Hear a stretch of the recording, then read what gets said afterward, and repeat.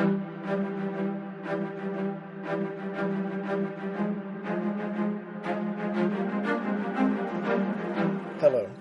and thank you for listening to A History of World War II podcast, Episode 11, Abyss.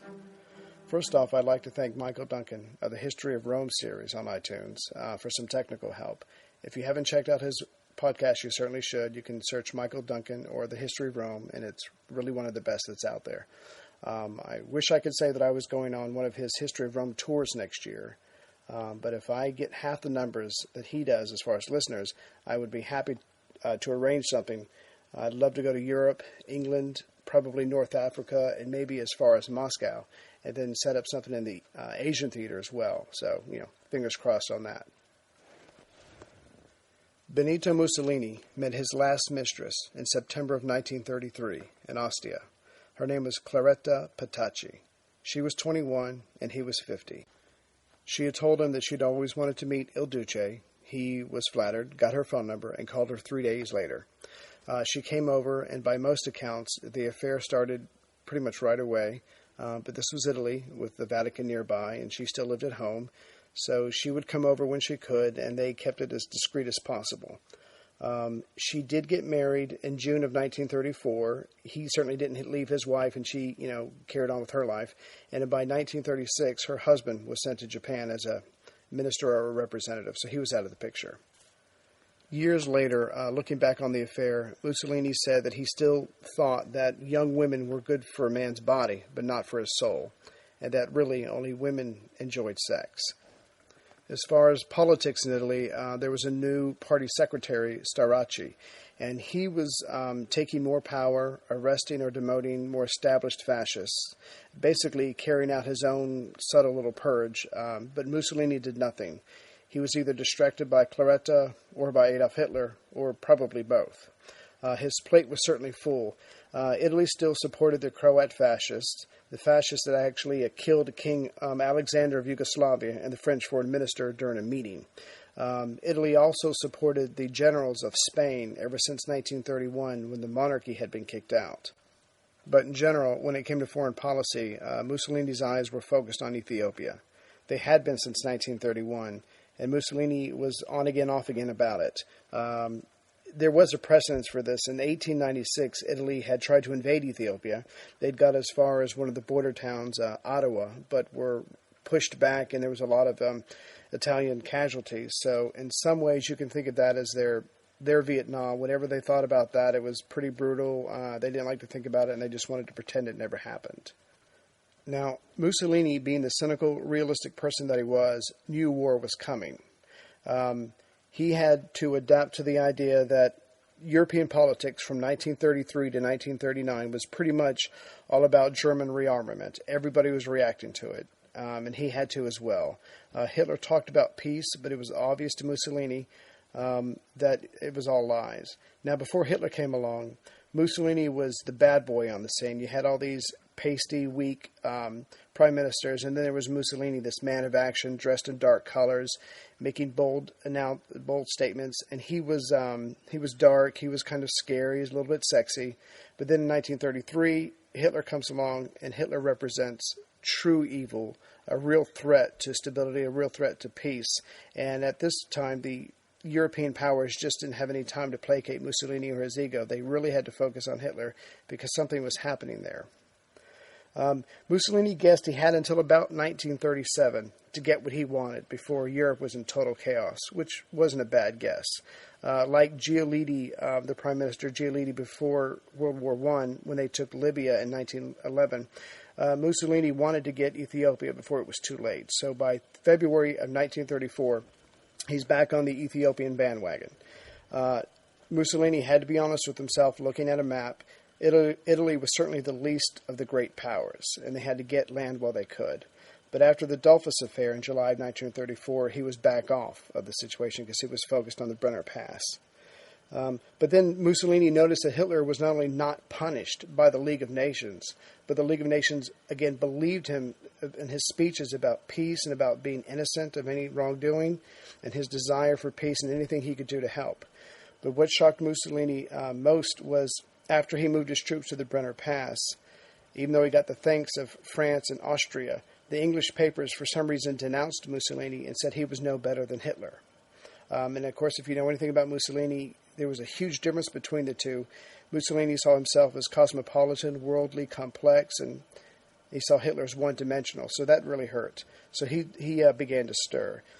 So this is where Mussolini begins to change. He's not evil. He is selfish. He is weak. He wants what he wants, and he wants to be great. But he's not an evil person. He wouldn't kill just because somebody was a certain way, and he disagreed with that. But the idea for the invasion of Ethiopia was pretty much him. If it wouldn't have been for him, it wouldn't have happened. He had to push it. Most of the country was against it. Most of the people in his party were against it. He made it happen. Now, in early December 1934, in Ethiopia, there was a clash between Italian troops and the Ethiopians. It was pretty much the Italians' fault. They were going too far, trying to take too much land unofficially. And there was a clash which left 150 Ethiopians dead and 50 Italians dead. And so by December 30th, 1934, Mussolini issued a statement that said Italian-Abyssinian relations had changed. It was no longer a problem of diplomacy, but a problem of force.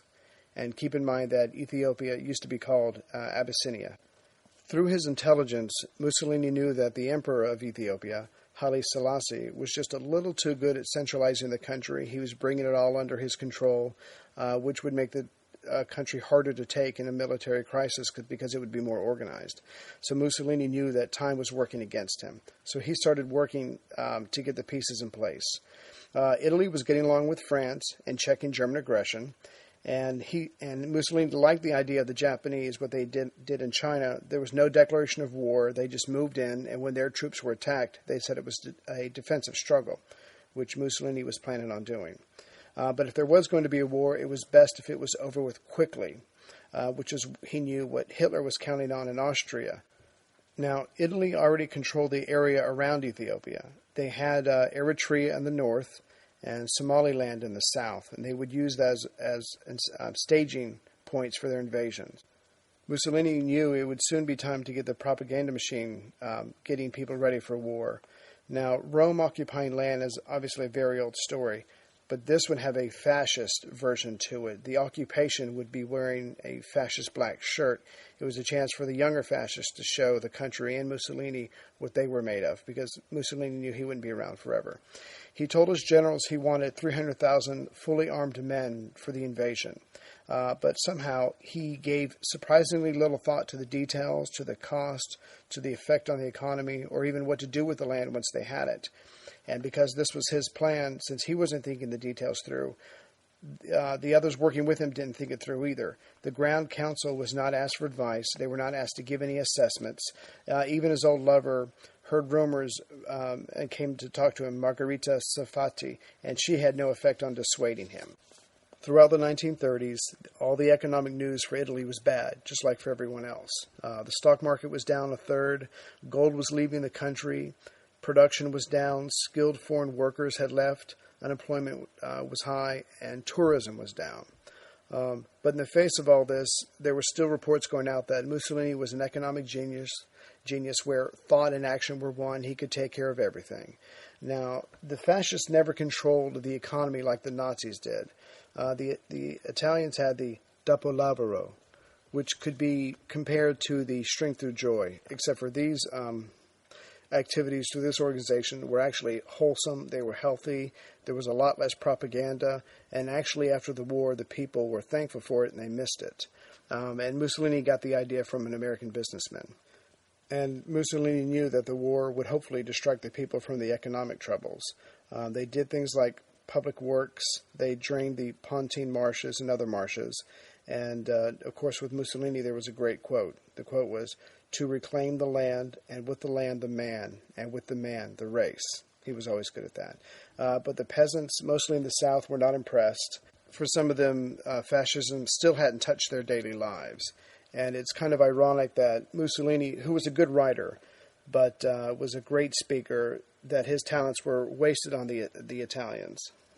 And what I mean by that is the Italians are some of the most laid-back people you'd ever want to meet.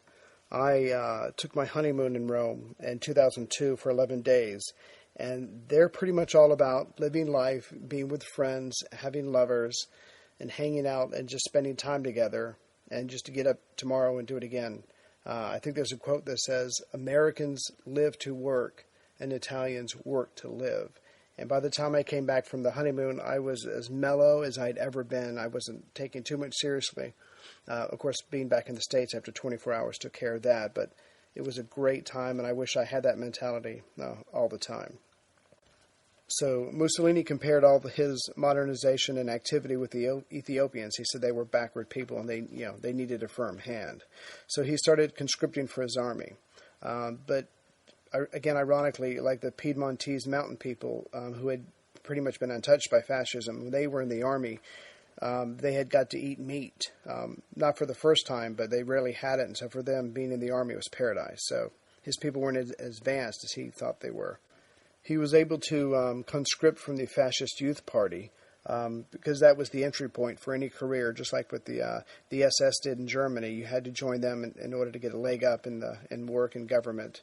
Of course, the Nazis would have laughed at the Fascist Youth Party because if you joined them, you got reduced prices on sporting events and reduced prices at movies. Not exactly the same thing as the SS. And the Fascist Youth Party had another great quote from Mussolini. He was good at that. The quote was, "Better to live one day as a lion than 100 years as a sheep." So it had a military bent to it.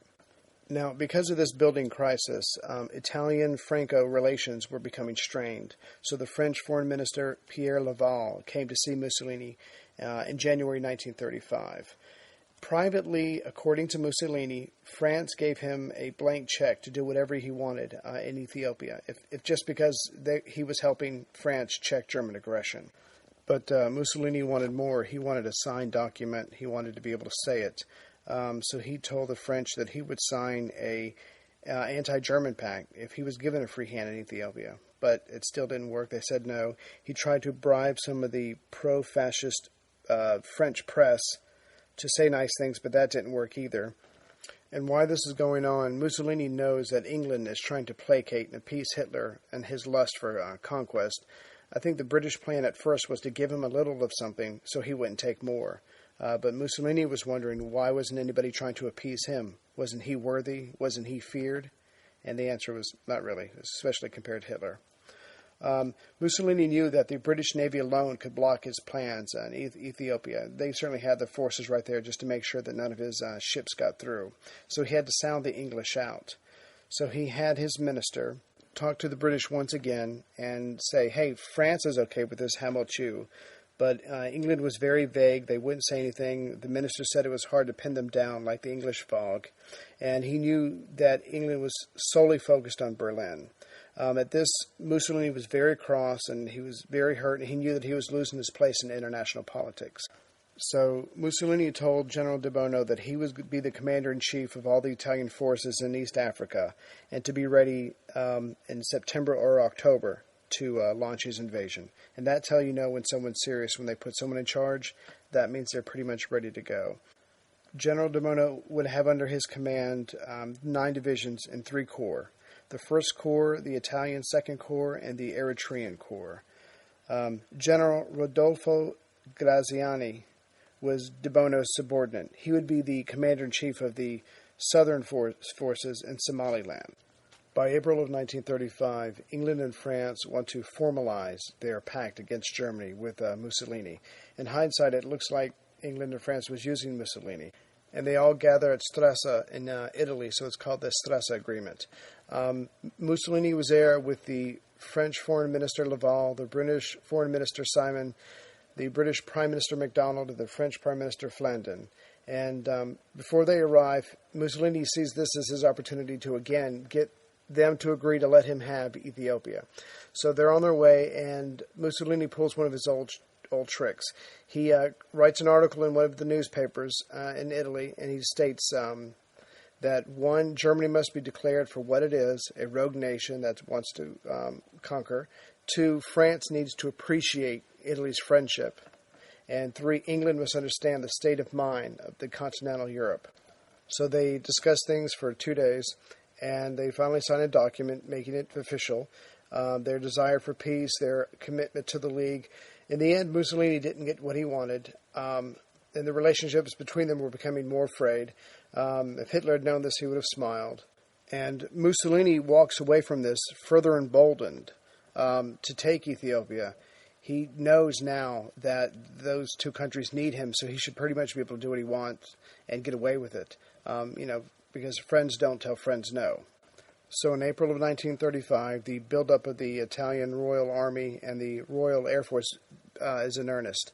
There are going to be 8 more regular divisions sent to Eritrea and 4 more infantry divisions sent to Somaliland. And plus, there was already hundreds of thousands of troops there anyway. So this brings it to about 680,000 troops. The equipment alone for the buildup was pretty impressive. There were 6,000 machine guns, 2,000 pieces of artillery, almost 600 tanks, almost 400 aircraft. And that's not counting the material that was already there waiting. So by May 18th, Mussolini is telling General de Bono by telegraph that France is okay, but Britain is still on the fence, but he doesn't care. Even if it means with a break with England, he wants this invasion to go ahead. He told de Bono by October to have 3 years' worth of supplies in case the Suez Canal is closed to them by the English. He then tells England and the League of Nations to stay out of this Italian situation. Even Mussolini's domestic supporters at home are getting nervous. And I can't help but compare this to Mussolini's childhood when he's been pushed too far and the pocket knife comes out. It's like he's a little boy, he's just pushing against the entire world because he's going to get this and he wants respect. And he just keeps going. He tells the Chamber of Deputies that France cannot expect Mussolini to keep troops in the Brenner Pass forever, checking the Nazis, and ignoring its own desires and problems. Then he has the fascist propaganda start, demonizing the Ethiopians and trying to raise the Italian desire for empire. England knows it has to do something, so it sends a proposal. It's very weak. They don't even bother sending a diplomat to Mussolini. And for Mussolini, this is just further proof that Italy has been regulated to a smaller secondary consideration. Everything is secondary to Germany now. To further clear Mussolini's path, he got reports from Italian spies in Austria that pretty much everyone in Austria hated Italians and hated Mussolini, and further patronage was not welcome. That's pretty short-sighted on their part, but everyone has national pride. And for Mussolini, this just drives home the point that everything is about Berlin now. And even for France, Italy was important, but Germany was essential. So as far as Mussolini is concerned, he has the assurance from France and Britain that he needs, and he begins to interpret every event with that mindset. There's a rift between Britain and France when Britain has a naval agreement with Germany trying to placate Hitler, and Britain won't even tell France the details of the agreement, so there's just a further rift, which, as far as Mussolini is concerned, just means they won't organize against him once he invades Ethiopia. In June 1935, England knows they have to do something, so they send a diplomat, Anthony Eden, with an idea. England was holding the key to stopping Mussolini. They knew it. So the idea was for Italy to get the best part of Ethiopia, and what was left of Ethiopia would have a channel to the sea. For Mussolini, this was enough. He exploded at the young British minister, who had no idea how to respond. All his pent-up frustration came out. He bellowed that if there wasn't going to be a war, then Italy gets all of Ethiopia. And if there was a war, Ethiopia would be wiped off the map. The stress points between Italy, Britain, and the League are now becoming gaping holes very quickly. For Mussolini, there was no going back. And the British newspapers responded in kind against him. So pretty much there was a blinking contest with no one giving in, and Ethiopia would be the only one to suffer. Also tearing was the love affair between Mussolini and the foreign press. Before all this, if you got stationed in Rome, it was considered a pretty sweet deal, and you got to meet an amazing man who loved to sit around and talk to the press for hours. Before all this, Mussolini was seen as the great man, the man for all seasons, but now he was just seen as a thug, the worst of the lot, and for a while he made Hitler actually look appeasable. But Mussolini, his blood was up, he fought back, he bribed, again, pro-fascist British reporters and tried to get reports written, but it didn't have any effect. Mussolini's only hope at this point was France. But Foreign Minister Laval and the Prime Minister stayed officially uncommitted. Privately, they would have given 100 Ethiopias to keep the Italians at the Brenner Pass checking on German aggression. But in the end, France decided to stay with England and with the League. They thought it was the best thing to do for the long haul. On September 4th, 1935, the League of Nations exonerated the Italians and the Ethiopians for the Wewel incident the year before. This was done to placate Italy because they still needed them as a check against Germany. And also the League didn't do anything as Italy was building up its forces in Eritrea and Somaliland. Now, of course, the League of Nations knew what was coming in Africa. So when they opened their session on September the 9th, they decided on sanctions if Ethiopia was attacked. Italy's economy was suffering like everyone else's, and so they thought this would be enough to stop him. For Mussolini, this reinforced the idea that if there was going to be an invasion, get it done quickly, occupy the country, and then negotiate with the League from there. So on September 29th, Mussolini tells General De Bono that the invasion date is set for October the 3rd. With the attack appearing inevitable, Emperor Haile Selassie ordered a general mobilization of the army, and he recruited about 500,000 men. Most of them were armed with nothing more than spears and bows and arrows. Some of them had weapons. But it's about this time and maybe a little earlier that he was talking with the Nazis about getting weapons from them, which they were more than happy to do, just to weaken Mussolini. But also they wanted to make sure that no one would ever find out that that was coming from them, because at the same time, Hitler was communicating with Mussolini on a regular basis, saying, yes, you should have this empire. You deserve it. You should take what you want. Don't listen to anyone else, which is the exact opposite message Mussolini was getting from England and France. So modern arms starts coming to Ethiopia from Germany, but it won't be until about Christmas that they have an impact. When the war starts, Ethiopia's got about 13 planes. Most of them are outdated. And because Ethiopia was run by a king as opposed to a republic, the generals, or the Ras, as they were called, were either relatives and or friends, which didn't necessarily mean they were good at their job as far as waging a war, but they were trusted. So some of them were decent, but most of them were incompetent. So everyone knows war is coming, and most of the Italian people are not happy about it. Businessmen, intellectuals, even King Emmanuel III was not happy. When they thought of the short war in 1896 at Ottawa, they feel fear, not a desire for revenge. Mussolini knows that the economy is important, so he tries to appoint respected members of the business community to bolster confidence, and he keeps telling everybody that tourism is going to rebound to help the economy. Of course, there's no absolutely reason to believe this. If your country's at war, the last thing people want to do is come and visit you. And this whole pursuit of the war is not the Mussolini that we know from the 1920s. Was it age? Was it pride? Who knows? But he is definitely changing as he gets older. Hey everyone, Ray here. Imagine being the first to invent something or travel to lands that no one of your group has ever seen before. That's the story that American History Tellers from Wondery wants to share with you.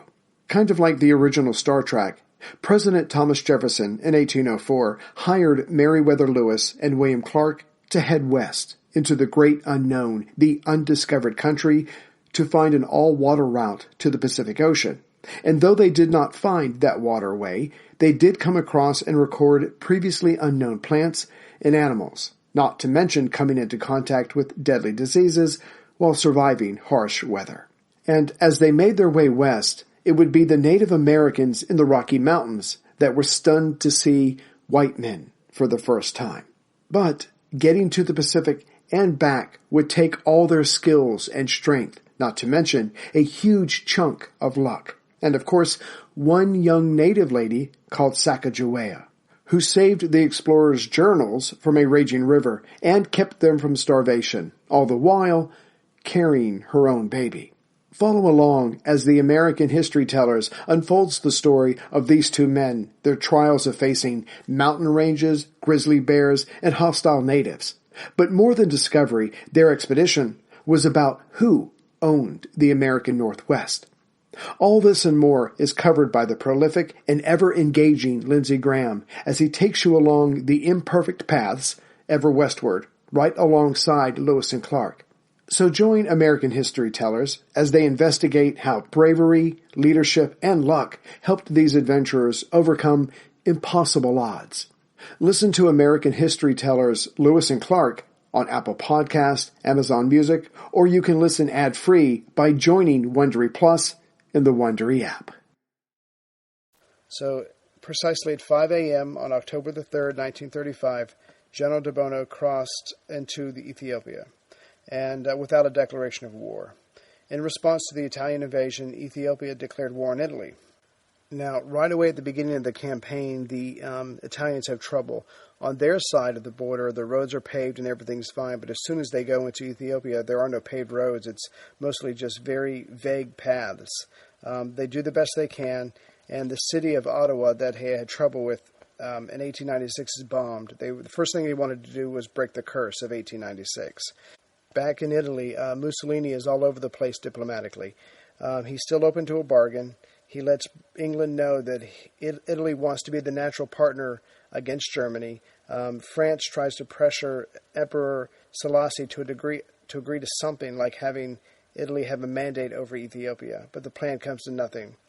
Mussolini has a welcome mat out for negotiations. He waits and waits, nothing happens, so he keeps pushing de Bono to advance. On October 5th, Ethiopian towns start to get captured. The 1st Italian Corps and the 2nd Italian Corps from the north are starting to take towns, and Emperor Selassie orders his armies to retreat, but to keep themselves in between the capital and the Italian forces. On October the 11th, the emperor's son-in-law surrendered with his forces.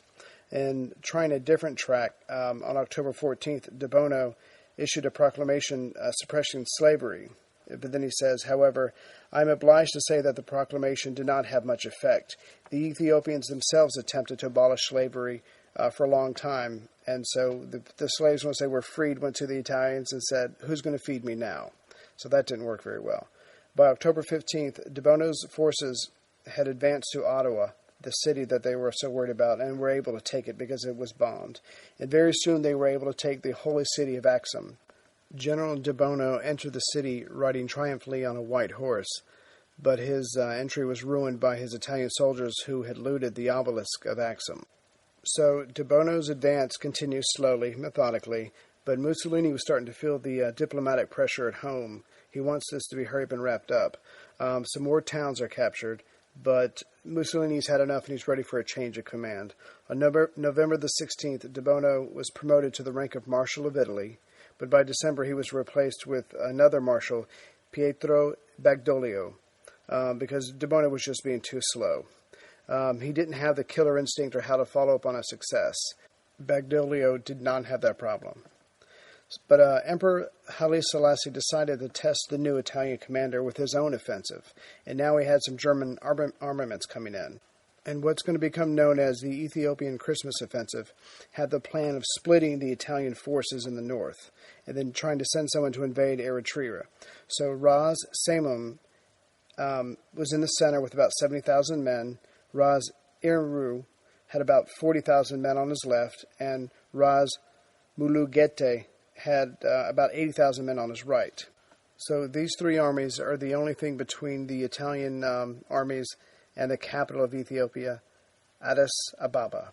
And so they are able to lure the Italians into a ambush because of their overconfidence and they're relying on their technology, but the deserts and the sand made the tanks almost unusable. So the advanced guard of the Italians is ambushed and destroyed, and about 3,000 Italian troops are killed. So the Italians are forced to fall back to the holy city of Axum mentioned earlier. Again, the Ethiopians didn't have a lot of weapons, but they had a lot of men, and so the men were just running together, and as soon as one man was killed, another man would pick up the gun that he dropped and just kept on going. So they were able to push them back.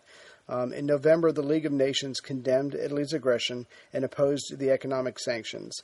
But honestly, the sanctions were pretty weak. They were put an embargo on material that Mussolini either didn't need or already had, and there was no follow-through on the sanctions. So it was pretty meaningless. In early December 1935, Britain and France came up with a pact trying to appease Italy. Under the pact, Italy would get most of Ethiopia. And Mussolini was ready to agree to this, but he waited a couple of days to make his opinion public. But on December 13th, details of the plan were leaked by the French newspaper, and everyone involved was denounced as the selling out of the Ethiopians. The British government disassociated itself with the idea, and the British and French representatives who came up with it were forced to resign. For Mussolini, this was just another diplomatic embarrassment, and on the ground, Badoglio had no intention of going the way of De Bono. So on December 26th, he asked for permission, and it was approved to use chemical agents and mustard gas against the Ethiopians. Mussolini wanted this over with. This was definitely not the Mussolini of the 1920s. The gas was delivered by special artillery canisters and with bombers using the Royal Air Force. The poorly equipped Ethiopians had some success against Italy, but they did not understand why the terrible rain that came down burned and killed their troops. So the Christmas offensive slows down and starts to come to a halt. Anywhere there's an army, the Italians just fly right over, spread the gas, and everyone in the Ethiopian army dies. And also more Italian troops were sent over.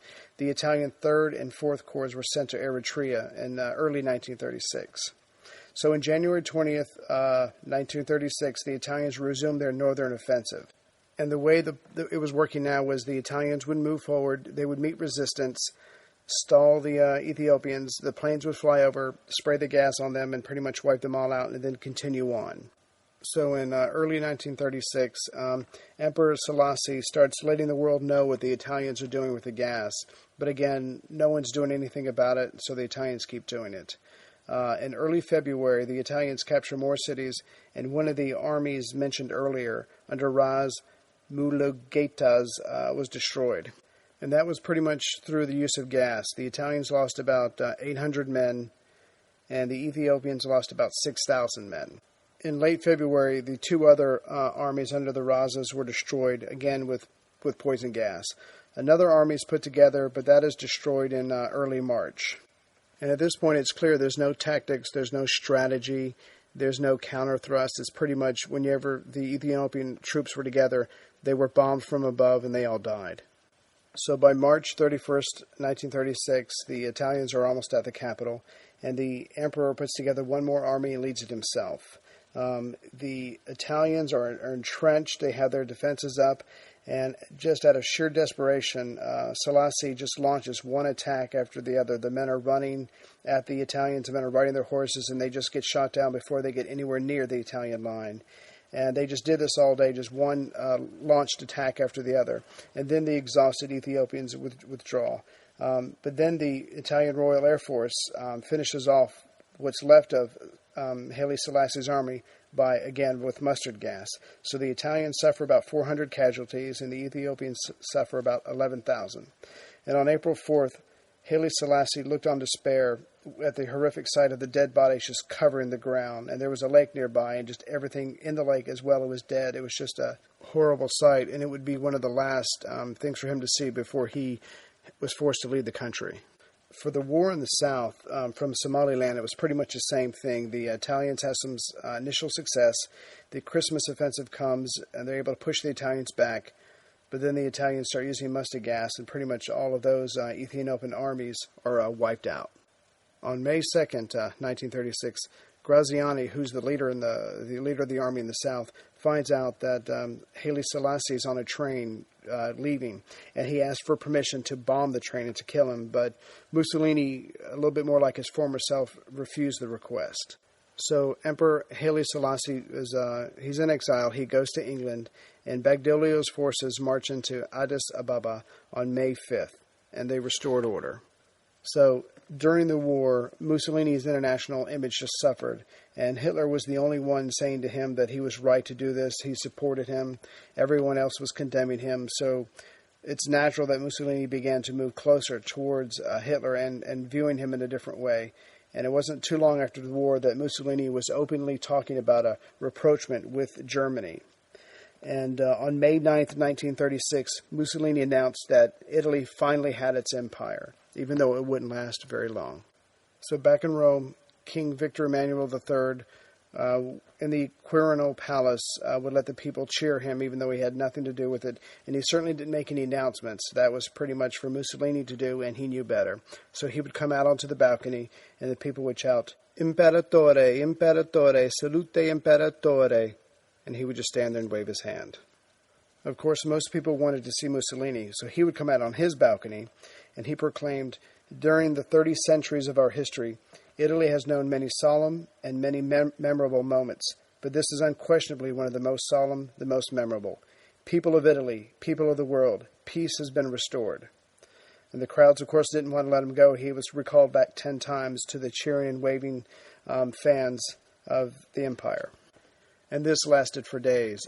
4 days later, he came out onto the balcony again, and he yelled at the people, "At last, Italy has its empire. The Italian people have created an empire with their blood. They will fertilize it with their work. They will defend it against anyone with their weapons. Will you be worthy of it?" He then claimed that past defeats like Ottawa in 1896 were erased, and that Mussolini would give the people a place in the sun, showing that their empire could be just as extensive as Britain's or France. This was Mussolini's finest hour. Even though he was condemned internationally, Italy was behind him as they had never been before. And the Italian people appeared to have good cause for rejoicing.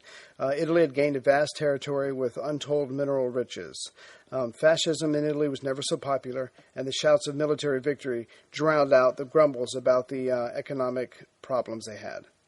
Politically, the war is best remembered for exposing the weaknesses of the League of Nations. The crisis was a clear example of the ineffectiveness of the League. Both Italy and Ethiopia were member nations, and yet the League was unable to control Italy or protect Ethiopia.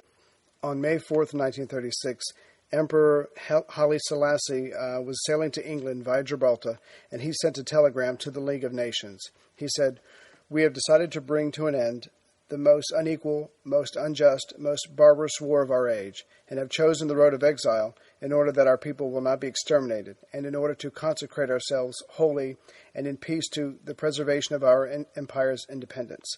We now demand that the League of Nations should continue its efforts to secure respect for the covenant, and that it should not decide to recognize territorial extensions or the exercise of an assumed sovereignty resulting from the illegal recourse to armed force and to the numerous other violations of international agreements." The Emperor's telegram caused several nations to temporarily defer recognition of the Italian conquest. On June 30th, Emperor Haile Selassie spoke at the League of Nations, and he gave a stirring speech denouncing Italy's actions and criticizing the world community for standing by. And at the conclusion of his speech, which appeared in newsreels throughout the world, he warned that, "Today it is us, tomorrow it will be you." It's assumed about just over 760,000 people died in Italy's conquest of Ethiopia. International response to the Italian invasion was mixed. As stirring as the Emperor's speech was before the League of Nations, his resolution for the world to deny the recognition of the Italian conquest was defeated. In addition, he was not granted a loan to finance a resistance movement. On July 4th, 1936, the League of Nations voted to end the sanctions it imposed on Italy in November of 1935, and by July 15th, the sanctions were lifted. Interestingly enough, on November 18th, 1936, the Italian Empire was officially recognized by the Empire of Japan. Italy, in return, recognized the Japanese occupation of Manchuria. The Italian invasion of Ethiopia meant that the Stresa front was at an end. The only thing in Hitler's way now was France, Britain, and the League of Nations, and they had proved themselves unable to do anything. Only 5 nations refused to recognize Italy's sovereignty over Ethiopia. That was the United States, Mexico, the Soviet Union, New Zealand, and the Republic of China. By December of 1936, Graziani declared that the whole country of Ethiopia was pacified and under effective Italian control. But Ethiopian resistance did continue. And when there was guerrilla attacks on the Italians or Italian property, the reprisals normally were mustard gas or summary executions of prisoners. On December 11th, 1936, the League of Nations voted to condemn Italy for all this action after the war, and Mussolini declared his country's withdrawal from the organization. The Church's reaction to all this was mixed, fearing retribution for Mussolini, who obviously proved himself capable and willing to go to extreme ends. The bishops either gave it praise or were neutral on the subject. Italian propagandists tried to outdo each other in praising Mussolini. They called him the conqueror, a god. He was divine, he was perfect, he was a Roman god, he was a titan. But soon something came along that brought back the real Mussolini, the one who was insecure, sensitive, and depressed. In June of 1936, his daughter, his youngest child, Anna Maria, suffered from poliomyelitis. She was near death for about a week, and he was at her side the entire time. The empire that he had just conquered didn't mean so much, and the changed maps on the walls couldn't help his daughter. She did recover, and I think she lived until 1968. This caused Mussolini to think about his other children, and he had to admit to himself that his sons had grown up vain and empty, but they were taking their places in the adult world because they were of age. But his brightest hopes for the future was his son-in-law, Galeazzo Ciano, Etta's husband. Mussolini, thinking of tomorrow, made his son-in-law foreign minister on June 11, 1936. He was only 33 years old. He was young and inexperienced, but at the same time complex and worldly, unlike his sons. But for Mussolini, events outside of his ego and his country would increasingly take up his time. For him, it would become a time of policy, not politics. On July 17, 1936, generals in Spain attacked the democratic government. It was supposed to be a quick coup d'etat, but it inevitably became a 3-year civil war. Since 1931, Italy had backed the generals when the monarchy was kicked out. And in early summer, the Italian diplomats knew that an uprising was coming, but Mussolini didn't care because at the time it didn't affect him or his country. And General Franco, who was one of the generals, didn't have any diplomatic ties with Mussolini. At the time, he was a commander of an army in Morocco. At the end of the podcast, we'll get into the Spanish Civil War, but for now, Franco, wanting to get into the fray, asked Rome for some planes to carry him and his troops across the Strait of Gibraltar on July 19th. But the exiled Spanish king Alfonso VIII had Italian contacts, and he asked for Rome for help as well.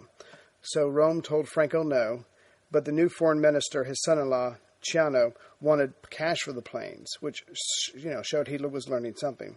But then Mussolini found out that France was letting supplies get through their country for the Republicans, for the government. So Mussolini finally said yes to the planes. So the planes left Morocco, but only 9 of the 12 planes made it. 1 crashed into the sea, and 2 crashed in Morocco. The pilots quickly confessed about the details of the mission, and the French press attacked Italy and Mussolini. But then the fascist newspapers in Italy fought back. Then the Italian Catholic papers joined in because they hated everything French, and it was getting pretty ugly very quickly, and it might have turned into a wider war. By early August 1936, Italian and German experts were holding meetings coordinating the supplies to Franco. By October of that year, 50,000 Italian troops were helping Franco's forces.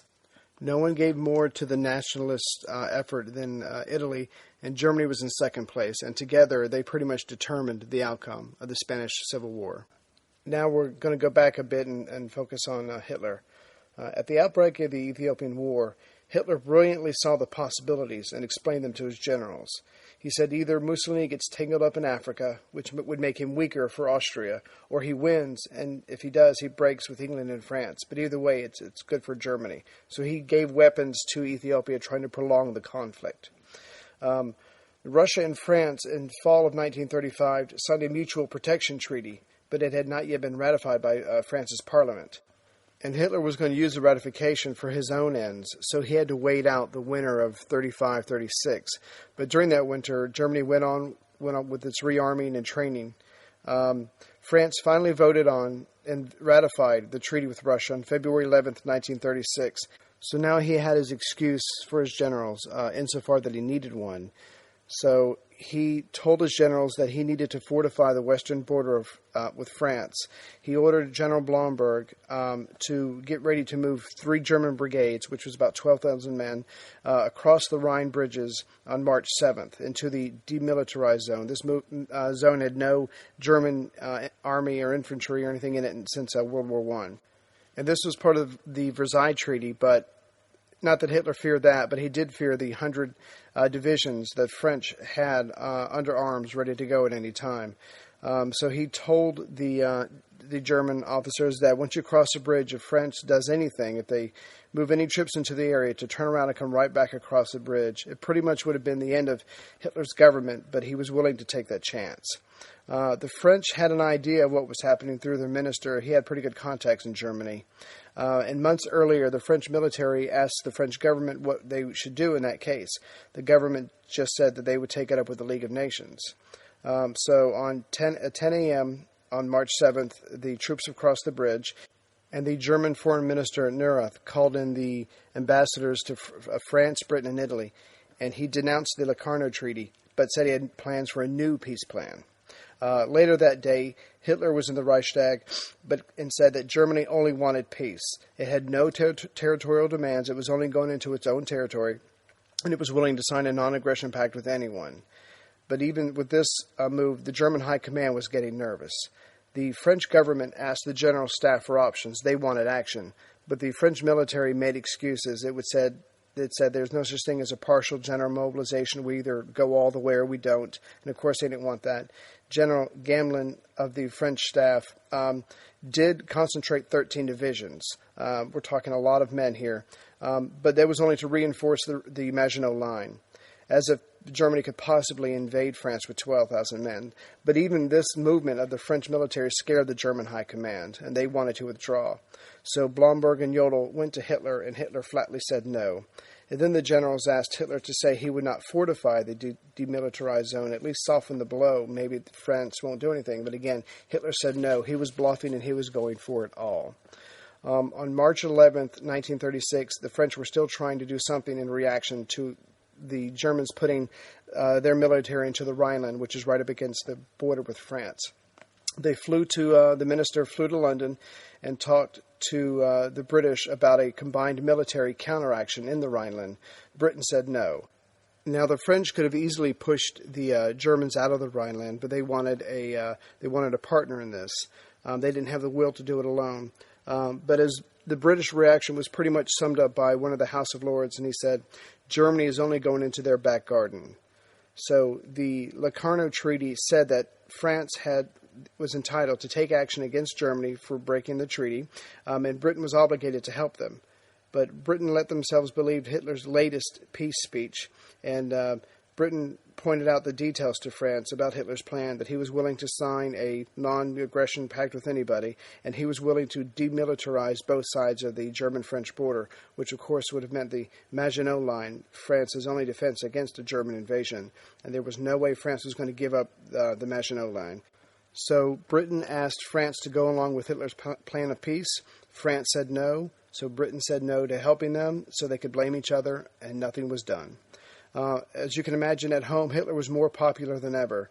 Again, German pride was restored, and this proved that Hitler was smarter than his generals, that they should not question him on anything. He expected obedience, and if they were to follow him to glory, all they had to do was listen.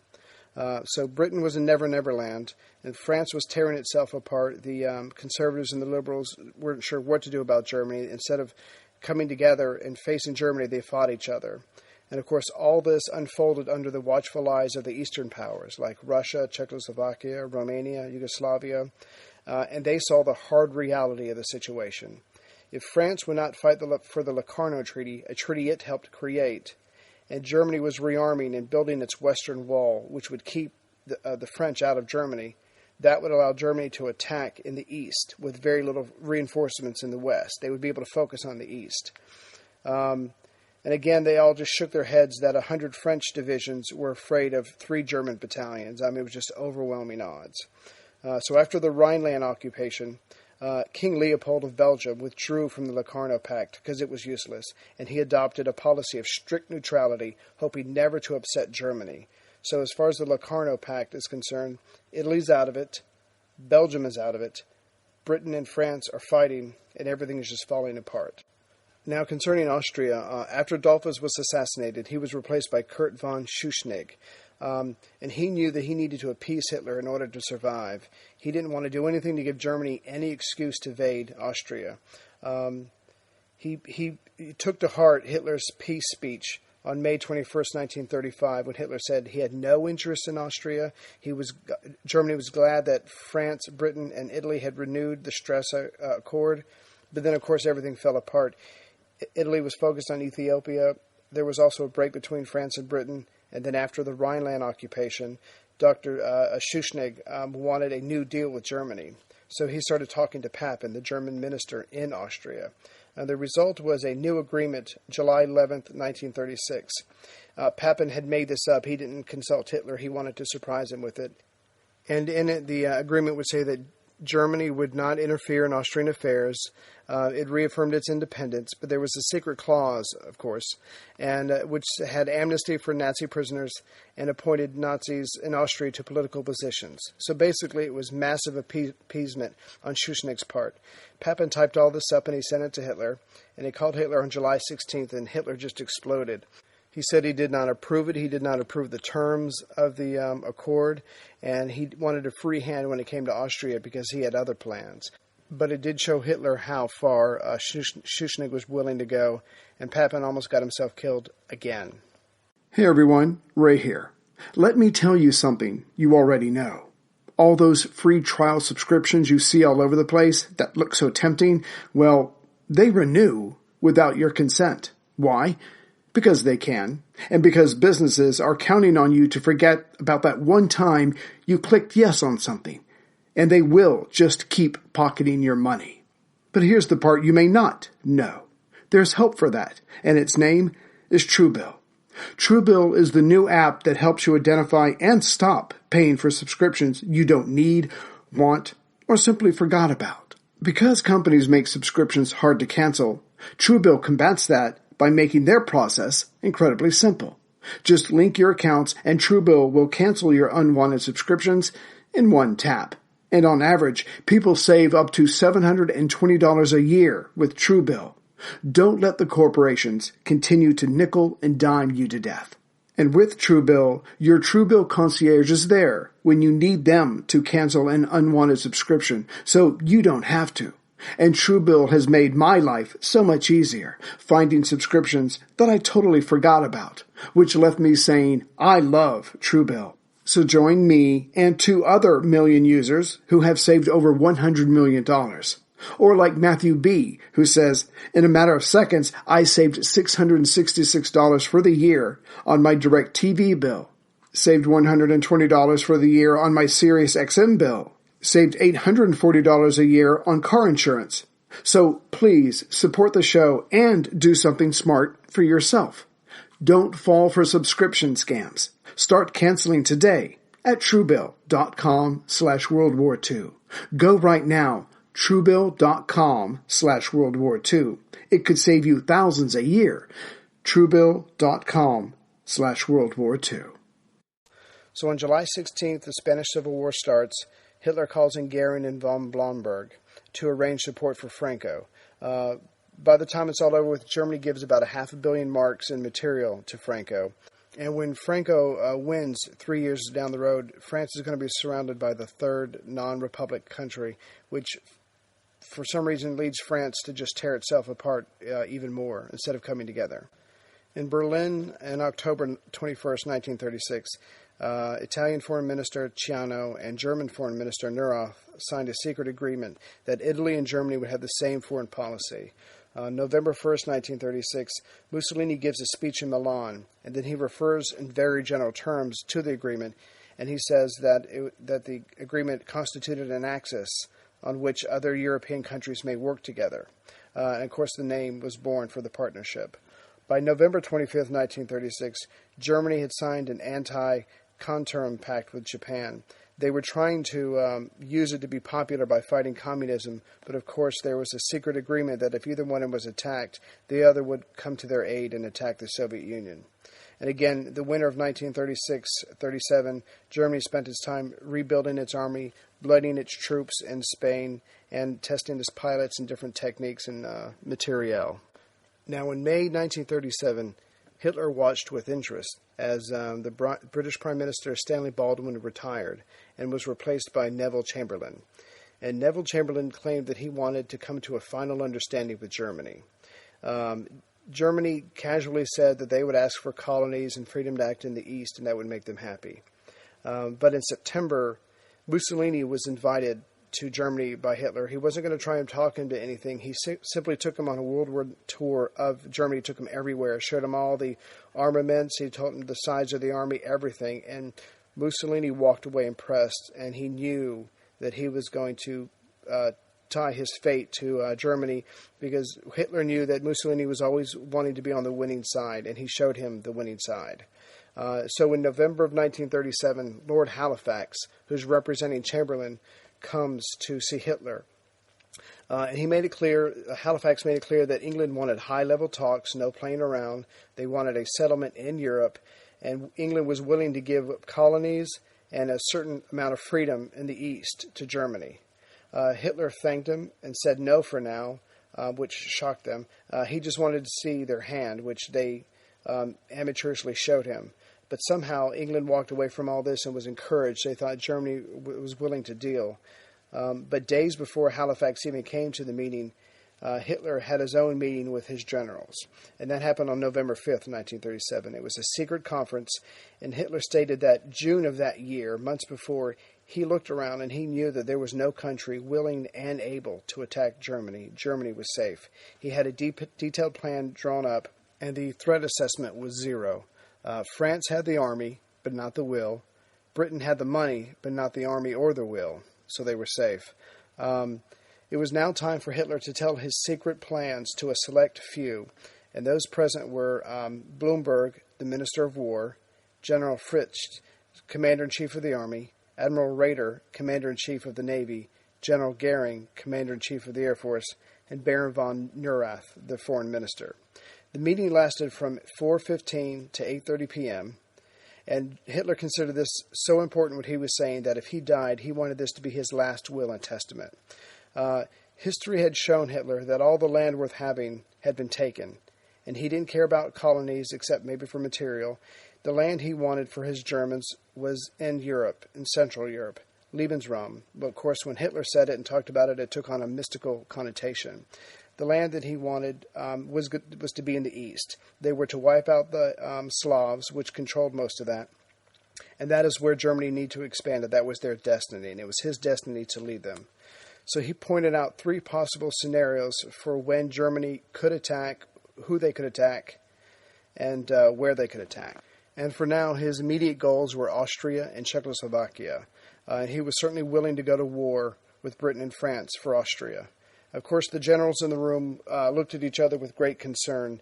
They had enjoyed the renewed Germany. They had enjoyed getting away with Hitler's bluff after bluff, lie after lie, and they enjoyed watching the republics cower before Hitler. And they didn't mind attacking and conquering people, but they didn't think Germany was ready. And now they were nervous because Hitler was naming specifics.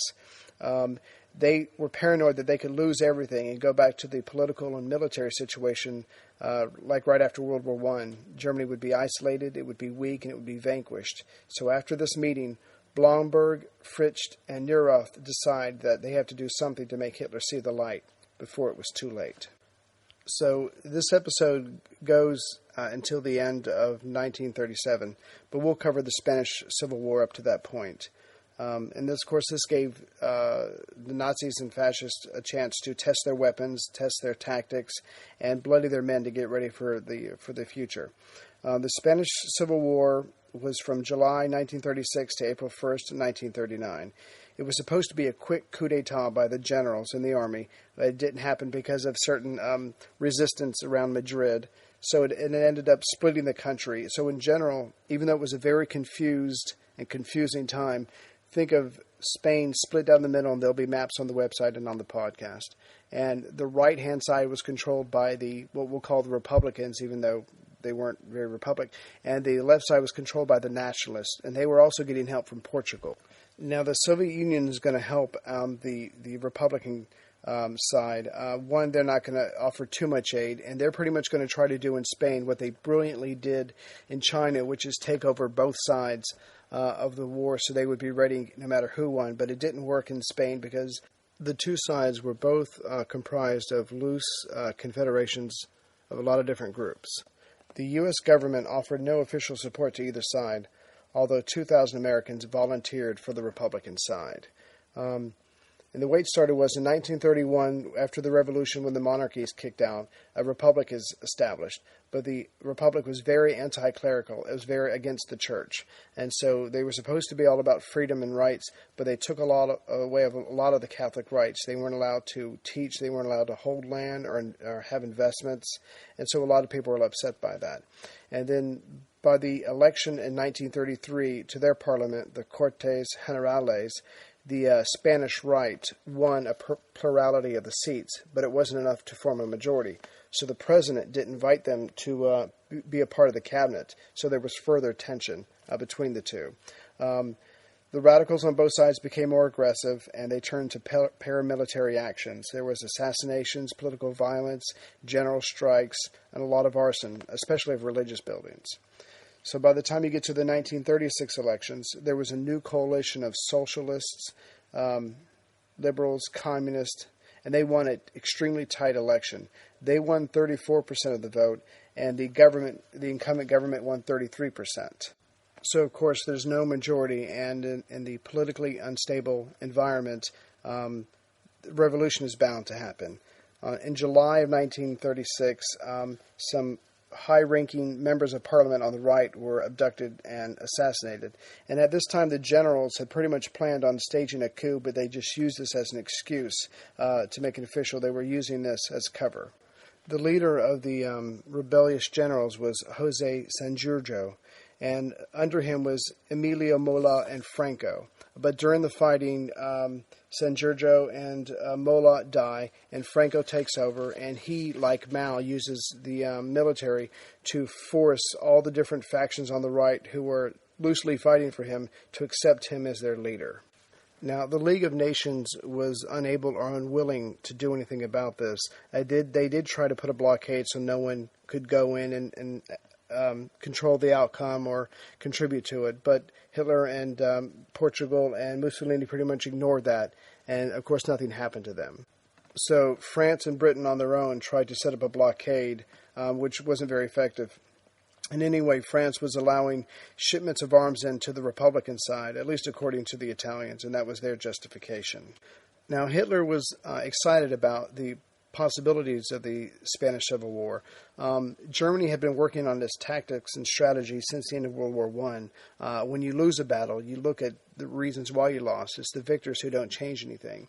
So the Germans had come up with different weapons, with different tactics, and they went to Spain and used them. They tried out different things. They would put some men in, get them bloody, take them out, rotate some more men in, try different tactics, try different weapons. They had their light tanks, their heavy tanks, their planes, their bombers, and they were really getting a lot of experience through this. So Hitler did everything he could to keep the war going, giving them just enough, but not too much to overwhelm the Republicans. And it worked brilliantly for him. Mussolini pretty much did the same thing, but Mussolini was trying to win the war. So very early on, the nationalists were able to push east and cut the Republican territory into two. And then a couple more victories, and they were able to cut off the border touching France. And so the Republicans' material coming from France was stopped. Franco was chosen as the overall nationalist commander at a meeting of ranking generals in Salamanca on September 21st, 1936. Franco won another victory on September 27th when they relieved Alcazar, which had been under siege for a long time. It was a nationalist garrison, and it had been under siege since the beginning of the rebellion, resisting thousands of Republican troops who had it completely surrounded. The Republic's inability to take Alcazar was a serious blow to their prestige, and considering they had overwhelming numerical superiority in the area. So 2 days after relieving the siege, General Franco proclaimed himself Generalissimo and Caudillo, which means chieftain, while forcibly unifying the various Spanish fascists and other elements within the national cause. So he's fighting the Republicans and also making sure no one else can challenge him in his authority being in charge of the nationalist group. In October of 1936, Franco launched troops a massive offensive towards Madrid, trying to take it over in early November. He launched a massive assault on the city, but it was pushed back. The Republican government did have to shift their capital from Madrid to Valencia. on November the 6th. However, the nationalists kept attacking the capital, but was repulsed in some very fierce fighting. Having failed to take the capital, Franco had Germany and Italian planes bombarded from the air, and for the following 2 years, he mounted several offensives trying to encircle Madrid. Franco would try again to capture Madrid in January-February of 1937, but again he failed. On February 21st, the League of Nations started the Non-Intervention Committee, banning foreigners from volunteering into either side of the war. In response, on March 7th, the German Condor Legion bombed the city of Guernica, which killed hundreds of innocent civilians. And 2 days later, Franco's army overran the town. In fact, the cover of this episode is a painting by Picasso after that happened to Guernica. He was horrified by it. So after the fall of that city, the Republicans started to fight back with increasing effectiveness. They made some moves in July to recapture several towns, forcing Franco to pull away from Madrid to stop their advance. Then the Republican troops launched a counteroffensive in the Madrid area, trying to push Franco's troops further away from the city. The Nationalists stopped them, but with great difficulty. A lot of people died on both sides that day. So then Franco invaded Aragon in August and took the city of Santander, and that was in the north. So the surrender of the Republican army in the Basque territory, with that, Franco pretty much had won the fight in the north. And by the end of November 1937, Franco's troops were closing in on Valencia, the new capital, which forced the Republicans to move again, this time back to Barcelona, which was barely holding on. So in summation, at the end of 1937, Franco is winning the civil war in Spain. It's near the end. Ethiopia has been conquered. Hitler has Mussolini as a partner. In fact, in November of 1937, Mussolini pretty much told Hitler he could do whatever he wanted with Austria, and Hitler plans on doing that. The Stresa Accord is gone. Britain and France are arguing and are afraid. The League of Nations is ineffectual, to say the least. The Locarno Pact is all but gone. Germany has remilitarized and is fortifying its western border with France. And Hitler's now ready to bring his home country of Austria into the Reich. And this time, he will personally make sure it succeeds.